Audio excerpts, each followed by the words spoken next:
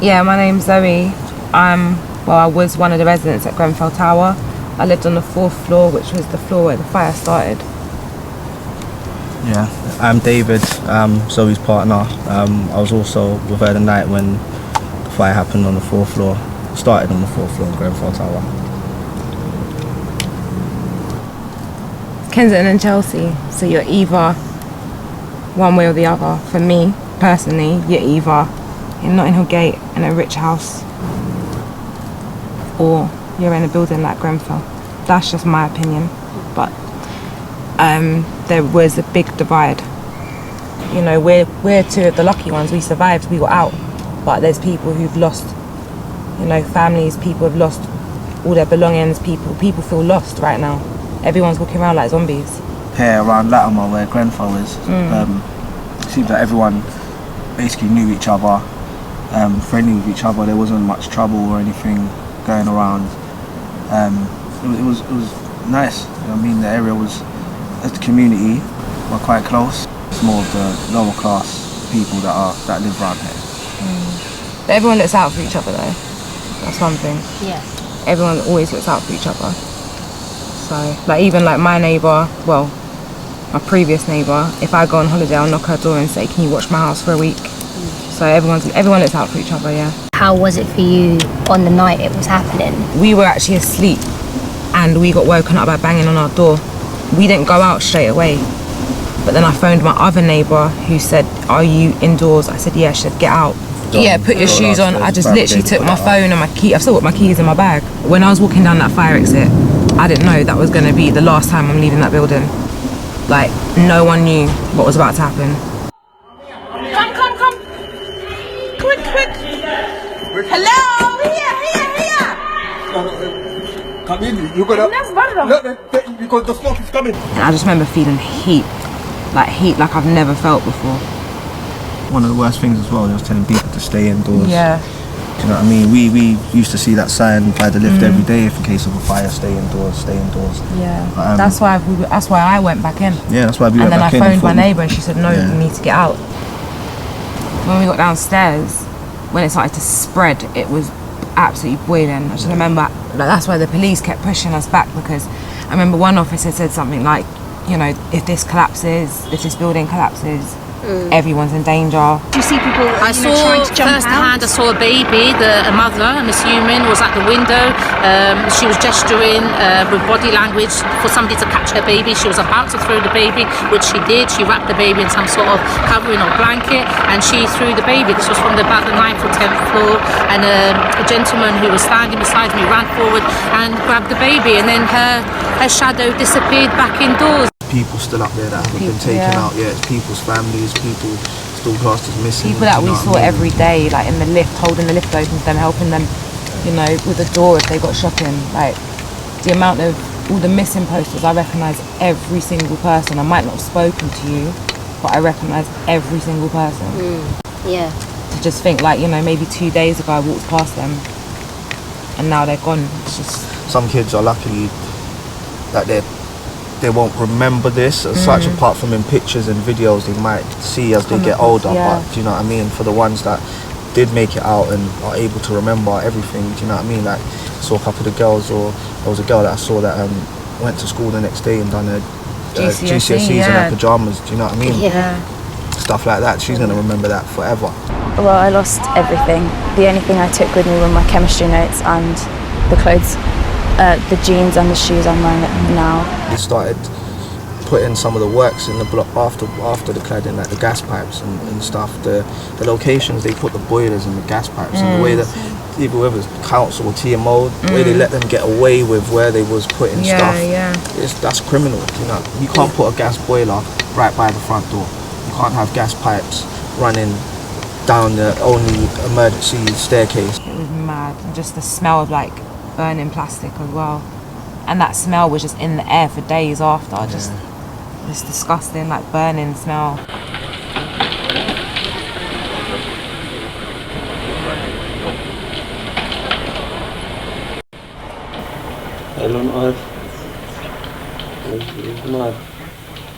My whole body was shaking at the time because just thinking of what they're going through.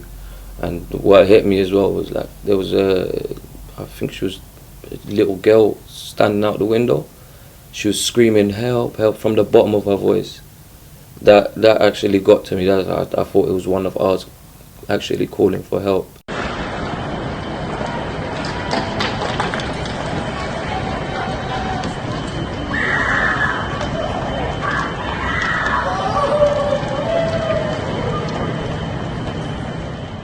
I think the atmosphere was really strange because it was like split into two. Like all the residents and the members of community were actually really scared. People like fainting on the floor, pouring water over each other, praying. But then the other half, like police officers and whatnot, they were very calm, like smiling. It was like a big contrast between the two. Like I don't really understand that. It took me a good 15-20 minutes to actually get in contact with my sister-in-law. So, yeah. She said the fire engine people actually came and said to us, we're gonna be back for you. So when I heard that automatically I thought, yeah, everything will be alright, do you understand? Called her back. The second phone call, like when I said hello, she's like, yeah, she was literally crying on the phone saying that the fire's come in, basically. So it's caught on to the settees and everything. So I'm thinking these people that said they're coming back, they ain't come back. So I thought about it and I said to her, like, obviously I thought if I tell her to go out, that's gonna be, if something happens, if they leave the house and something happens, when they told them to stay in, that would be on my head if something happened. But I thought, you know what, I might as well at the time I thought. So I told her, you know what, just wrap up the kids, whatever, do what you have to do. So I've called her back, she's like, yeah, look, we're at the neighbour's house, but the man, he is actually going crazy and he's trying to jump out the window. And the kids to witness someone trying to commit suicide. Like, basically that's what it is. He's trying to jump off the 18th floor. The last phone call I actually had with her was just basically get out of the house. And that's a woman with her 3 kids, so imagine how she was feeling at that time, innit? She's left and she's headed for the corridor. She's like, listen, like, we're going down now, and then the phone cut off. So that was, I lost contact after that. Like, that was it for me. Like, that's when I actually just lost it. Because I thought, that's it now, innit? They've left it, something must have happened at that time. Then me and him, because like we was hopeless at the time, we thought, you know what, we might as well die. We'll die trying to save to save the family, yeah? Or we can just sit here and just be like idiots and not do nothing, basically, innit? And just rely on someone which is not even capable themselves, because the way I'm seeing fire engine men coming fainting, pouring water over themselves, smoking cigarettes, stressed out. So I got worried when I saw that, because you're obviously supposed to put your trust in the system or whatever, to like, so you think, these lot are gonna, don't worry about nothing, we'll just wait for them to do their job. They were going in and coming out, going in, coming out. So we thought we were gonna try and get in. So we took a shortcut, obviously me and him. We've gone through the back of the building into another block, and that brought us right outside opposite the block, like on like a rooftop, but it's not high up. And we was right opposite the block. Literally, I'm just seeing bricks on bricks just falling down, like fired, burnt bricks. It's just, I can't even explain it. And plastic. Yeah, that's when we felt the smoke properly, yeah, in our lungs, yeah, and we knew that this is not a joke, because one of the fire brigades that had the water hose, yeah, that was throwing water, he approached us and told us, listen, you lot can try and go there and do, but you lot ain't gonna survive the first floor. So just to let you know that. But when we heard that, we thought, well, you lot are telling us that we wouldn't survive the first floor, but yet the people on the 18th floor, yeah, you lot telling them to stay in. And then like a couple of minutes after that, we get the phone call that they're out. And then we just run over to the other side to verify and see whether, because it was like a miracle. We couldn't even believe that they were out after what we saw, yeah. We really didn't think that they were going to make it.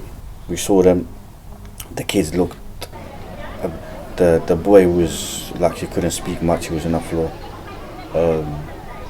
They were all like smoke all over them, you couldn't even tell. It was, at the beginning it was hard for you to tell who were they, yeah. Even when we saw them on on a coma basically. They couldn't talk, or it was still like a relief. It was still, anything was a bonus after that really. I'm getting phone calls from a few people from the community saying like, listen, I heard you was in the hospital with your family, can you just go to the reception and check if my family's there? There was one guy that phoned me and I said I'll check for him, and I checked, but no one heard anything about his family. They're not letting anybody in the hospital? Then I got another phone call saying that his family died, but he still didn't know anything. But I wasn't the one to break the news to him. I couldn't call him back to say nothing like that. So he found out from another person basically. Do you know what time it was that she came out with the kids, roughly? Around maybe 3:30, 4, something like that. Yeah. So she may have been one of the last few people to escape? Yeah, definitely.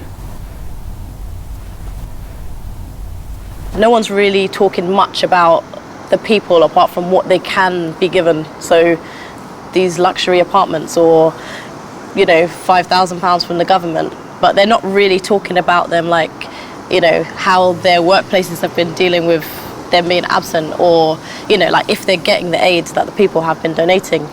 Like no one's really thought about them as people. It's just as statistics. And I feel like the survivors have been forgotten about. I know they want to stay under the radar, but I feel like people are fighting a lot for the deceased, but not as hard for the people that are still here. We're deteriorating. We're mentally and physically deteriorating, and we were living happy lives. We were businessmen, businesswomen, workers, taxpayers, contributing to the society. How do you feel if you're sleeping in your bed and all you can see is like dead people? Is that what you see? Yeah, because they're dead people. There's people in my house. How do you feel like when you have to lift the TV on so you can see a bit of light when you're sleeping? So you don't have to keep thinking about the little boy that died in your room, or his mum. Yeah, I've got about 3 or 4 friends that are in there. And one of them, whole family member, including him, they're all gone, unfortunately. And another I see regularly. To be honest, I think after the whole inquest and everything, and when they find out, it'll be more. Because most people that are in Grenfell I see every day. I didn't know how to deal with taking the deaths as well as helping out as well. So I got ill as well. You can hear it on my voice a bit. I got a bit of the smoke on my chest as well. On the day it happened, I was donating from that day onwards until, I say, Sunday. So I didn't sleep from that day onwards. It kind of hit me more so the seriousness when I was walking past, just past Latimer Road station, and I hear a man screaming, "Help me!" And that just literally, I stopped there and I thought, like, this is too much to kind of handle. Like, this is not okay, and it was just kind of unbelievable. And yeah. And then you kind of turn to this building, which is completely engulfed in flames, and it's surreal, and it's kind of just something that you never thought you would experience in your life, but you've seen it. And we managed to get a lady, a disabled lady, who had just come out of the fire with her 3 children and her husband. Their family members whose whole life has just kind of completely turned in a blink of an eye, basically.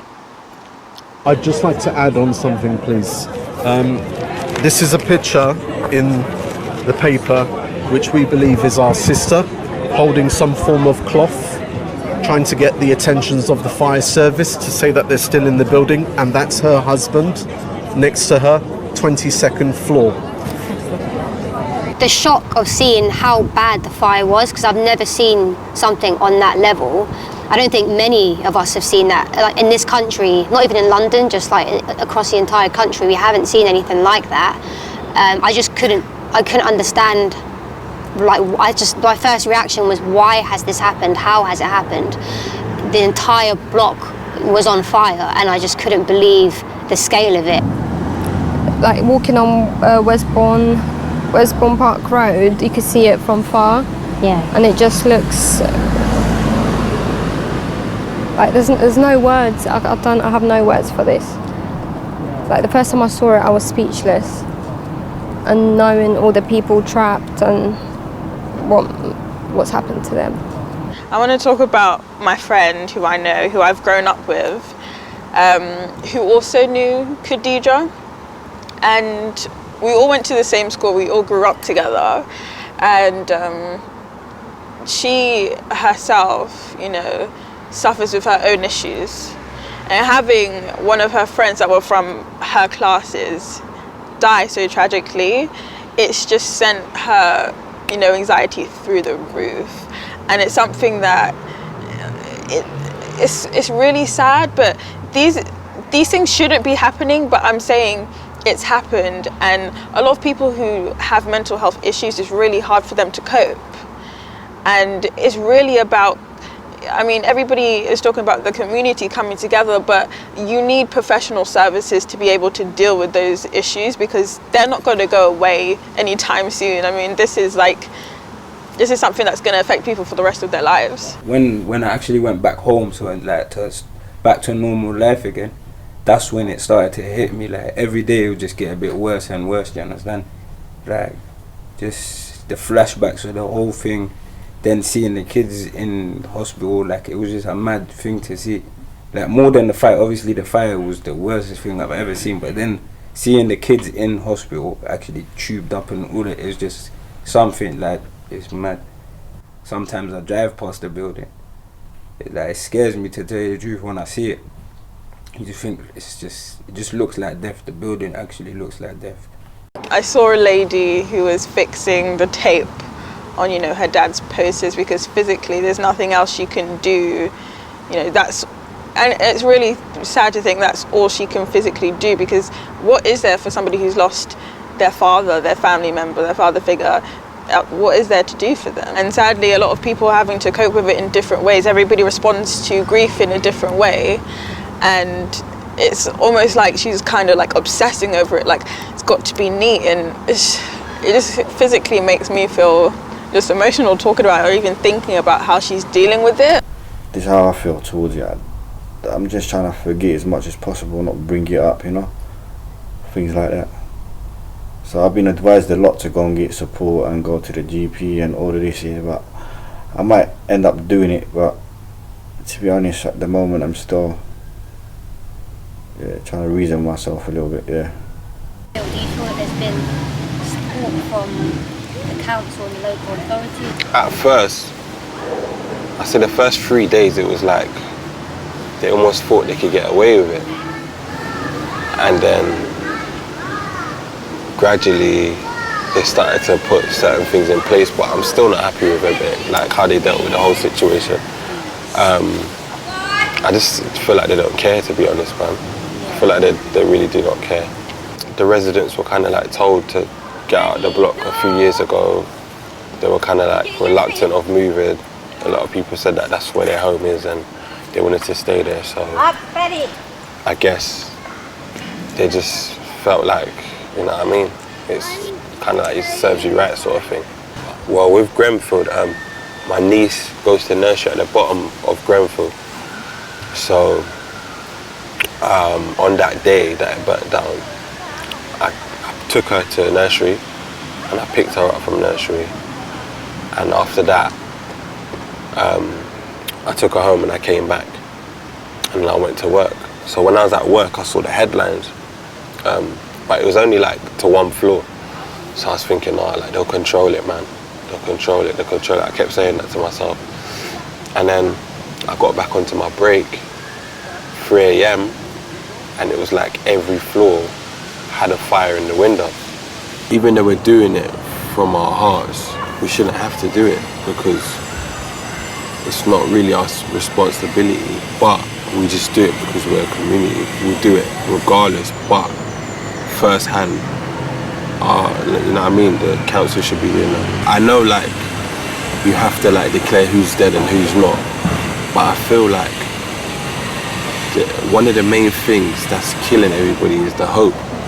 you know, like all the missing pictures, and you know what I mean, it's just killing a lot of people, and they should really just investigate everything first and then say this person's dead, this one's missing, this one's assumed dead, instead of just bringing out numbers, and then families are just thinking their loved ones are missed, you know what I mean, when everybody can look at the building and pretty much figure it out for themselves.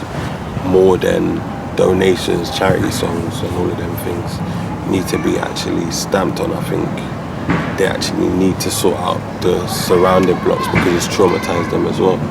On the day, I spoke to someone that they were on the 8th floor and they didn't listen to anything that the operator was telling them on the phone. They just flooded their whole apartment, and I think they used some bed sheets and climbed down. But that was the only way people were surviving, by like not obeying what they were actually told to do and going about it themselves, to be honest, because most people that followed the procedures died. These tower blocks were built at a time after the war when a lot of London and a lot of this country had experienced, you know, a lot of bombing and shelling from Germany. They were never meant to be here 50, 60 years later.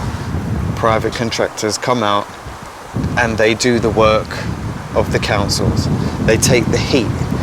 So instead of you ringing up the council, or if you do, they say, oh, no. It's run by a tenant management organisation.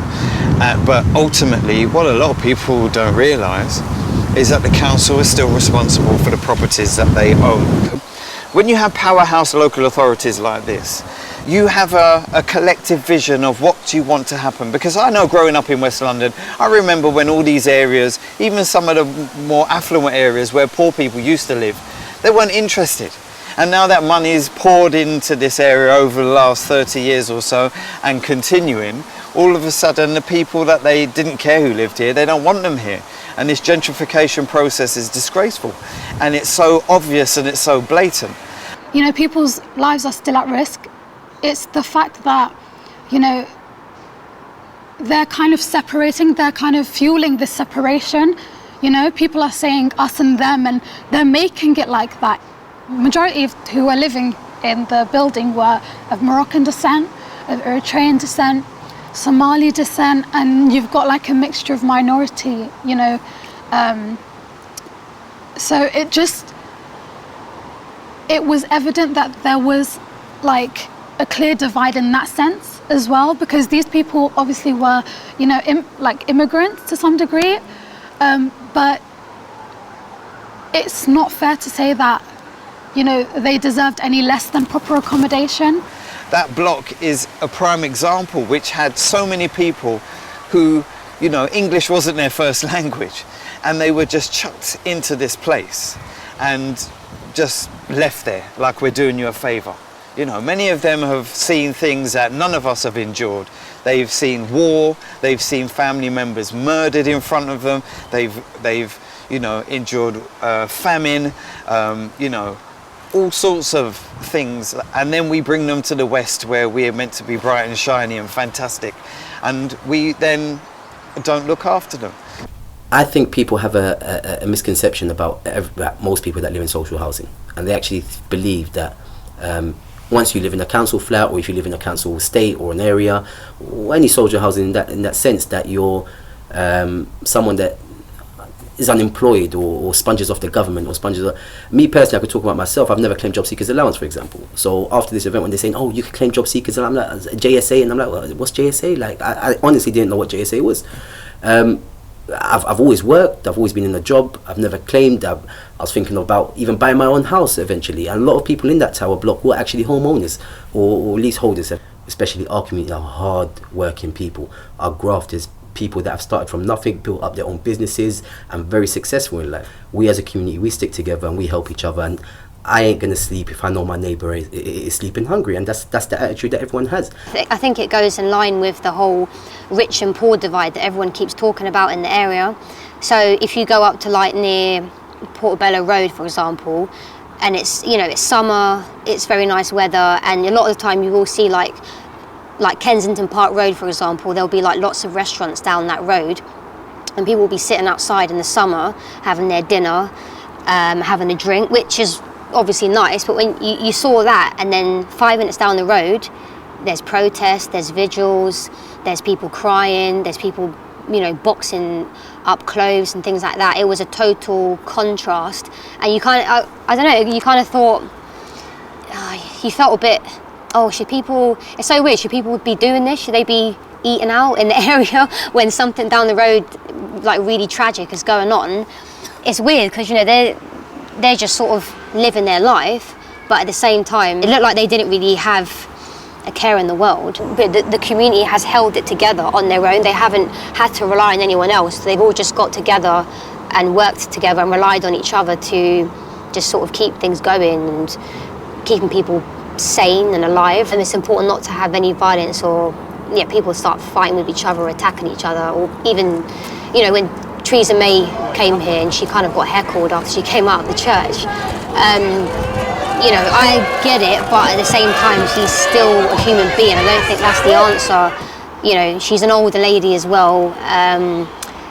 It can be, it's obviously, you know, she's got a tough job, and she signed up for that, but at the same time, she's still a human being. I'm proud of the youth, to be honest. I'm proud of what, you know, my fellow youth, you know, have done, because without them, a lot of people's voices would have not been heard. You found that the community was at the forefront of this disaster. The community were there not only to support us after the fire, but during the fire as well. And the people that were mainly there on the night from the community were these same youth, these same 20-year-olds, 19-year-olds, 22-year-olds, 25-year-olds. So we haven't heard nothing being said about these youth that were there. I had, I don't know, 5, 10, 20 people trying to save my family on that night. A lot of my friends were there as well, and when they found out that I had family in the building, they did. You know, everyone was trying to do their part and help out. Yeah, and my friend, advice. His mum and dad were there. I think they were on the 20th, was it? Yasin, 23, 24 or something. Yeah, he ended up going inside. He ran upstairs and then, he didn't come back down. He just, He didn't make it down. He didn't make it back down. He said my mum was in there and he just ran in. I don't know how he got in, but he ran in and then he didn't even come back down. These people are raw, the emotions are raw, and it comes across more so from the youth, I think. Do you think that people are afraid of the youth? They shouldn't be, because I think the youth are just, they're wise. Like, a lot of people won't think that, but they're knowledgeable. You know, I'm knowledgeable, you're knowledgeable. You know, a lot of my friends are just knowledgeable about everything, and getting insights from these people, you learn a lot. Things that I've learned along the way, like food, for example, perishable foods. You can't just put perishable foods into a box and send it to storage, because that's what happened to us. We sent it to storage and it got sent back, and I'm thinking, but we've done all the right things. We've labelled it, we've sealed it, we've put tins together, boxes, so what's wrong? And they said, well, you know, when it's in storage, the mice are going to get it. It needs to be in plastic containers. And you just think, oh my gosh, yeah, of course it does. But without any sort of leadership or any protocol or any bullet points, you don't think 10 steps ahead until that problem meets you, and then you solve it there and then. One girl who was being interviewed has said that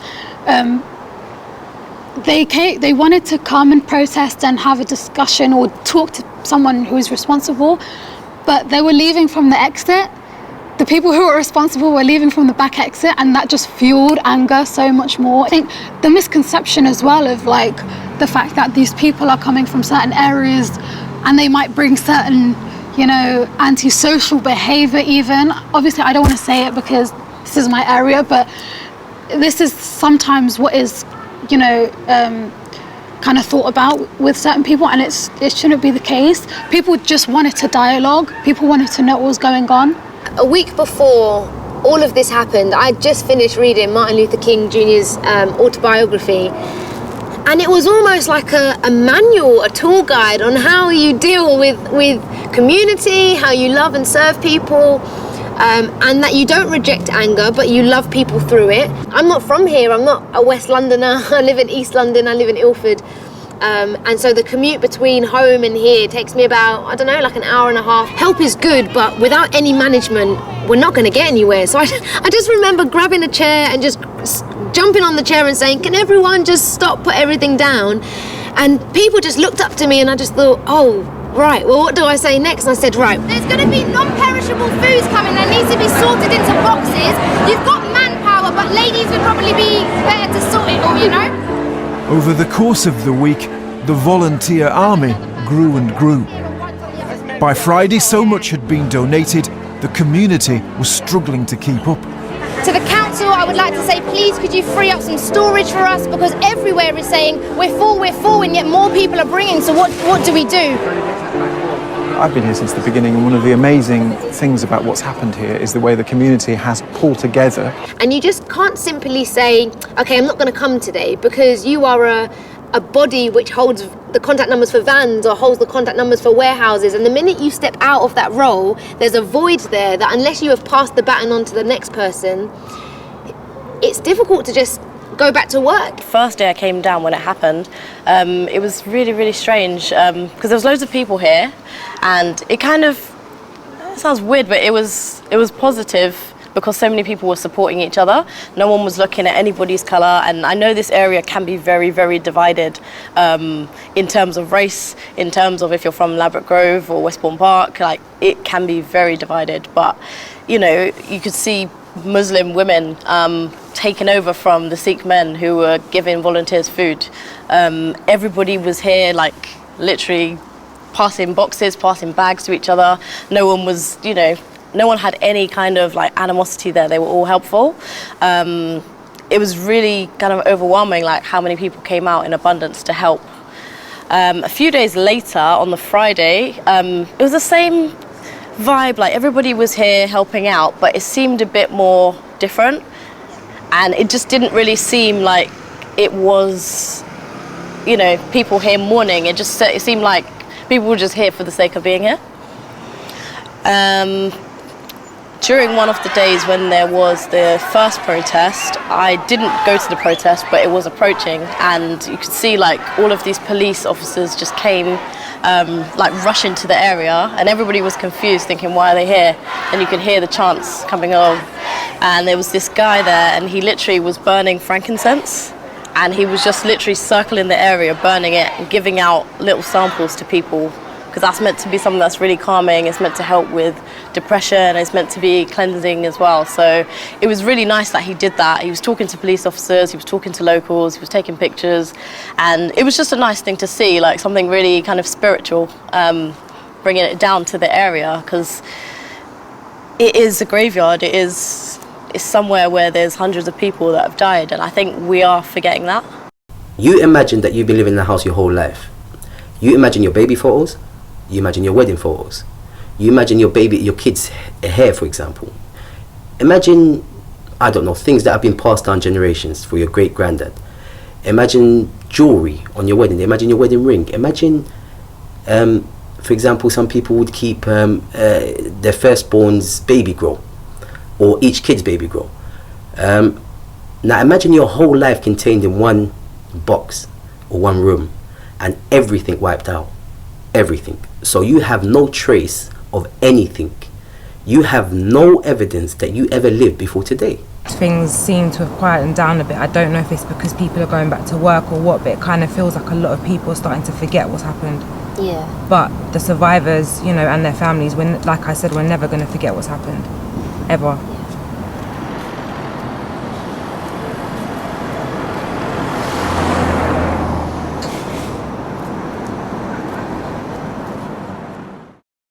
Picture in words. Live, laugh, love, Grenfell Tower. Flags, I love you. England and Morocco. Clip, clop, horses, hooves, poo and pee. 3, 4, 5, 6, 7.